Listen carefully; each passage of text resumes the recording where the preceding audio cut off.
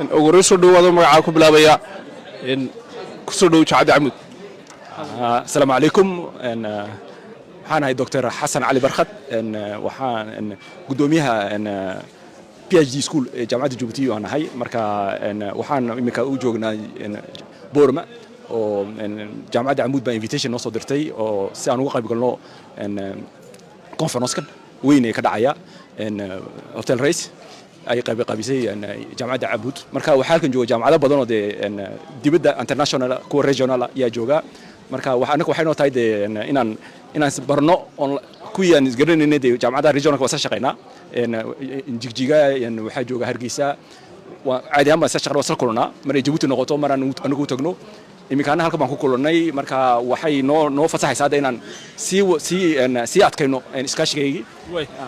madashan shirku sidoo dhacay qaabka jaamacaddu soo agaasintay sidoo aragtaa mi waa qaaf fiican walaal waa Amuud waa jaamacad weyn oo la garanayo marka way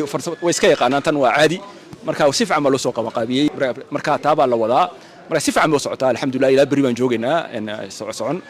marka imikaana waan wadnaa si fiican dhinacna waan ka sheekaysanaynaa networking baa socdaa marka waa si fiican baa loo soo way ugu dambeyn madasha noocan oo kala in jaamacaduhu ay qabtaan maxay faa'iideynta leeg bulshada u keenaysaa